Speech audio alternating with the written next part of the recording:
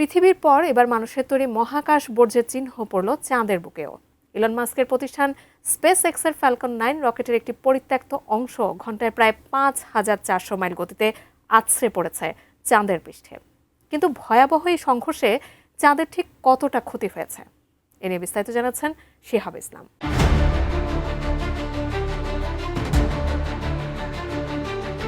কোটি কোটি বছর ধরে মহাকাশের অসংখ্য উল্কাপাতের ক্ষত বহন করছে চাঁদ। এবার সেই তালিকায় যুক্ত হলো মানুষের তৈরি মহাকাশ বর্জ্যের নতুন একটি আঘাত। ৫ আগস্ট স্পেসএক্সের ফ্যালকন 9 রকেটের একটি পরিত্যক্ত আপার স্টেজ ঘন্টায় প্রায় ৫,৪০০ মাইল বা ৮,৭০০ কিলোমিটার গতিতে চাঁদের পৃষ্ঠে আছড়ে পড়ে। সংঘর্ষের পর দক্ষিণ কোরিয়ার মহাকাশ গবেষণা সংস্থার দানুরি লুনার অরবিটার ওই এলাকা পর্যবেক্ষণ করে।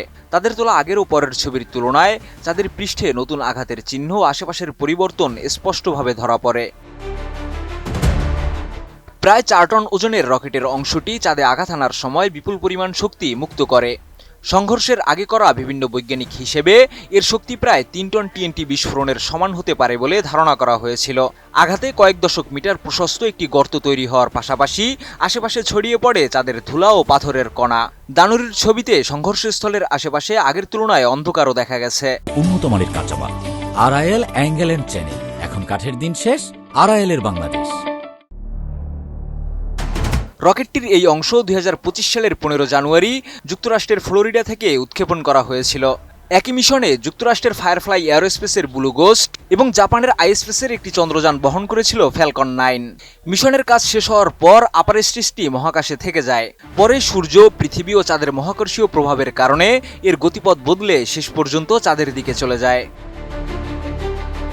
তবে বিজ্ঞানীদের কাছে ঘটনাটি শুধু মহাকাশ বর্জ্যের উদাহরণ নয়, এটি একটি গুরুত্বপূর্ণ গবেষণার সুযোগও।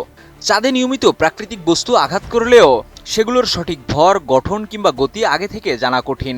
কিন্তু এই রকেট অংশটির উৎস, আকার এবং আনুমানিক ভর জানা থাকায় সংঘর্ষের শক্তি, গর্ত তৈরির প্রতিক্রিয়া এবং ধুলা ছড়িয়ে পড়ার ধরন আরও নির্ভুলভাবে বিশ্লেষণ করা সম্ভব হচ্ছে।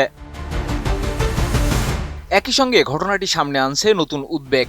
চাঁদে মানুষের উপস্থিতি বাড়ার সঙ্গে সঙ্গে পরিত্যক্ত রকেট ও মহাকাশযানের সংখ্যা বাড়লে ভবিষ্যতে এমন অনিয়ন্ত্রিত সংঘর্ষ নভোচারী রোবটযান কিংবা চন্দ্রপৃষ্ঠে স্থাপিত অবকাঠামোর জন্য ঝুঁকি তৈরি করতে পারে।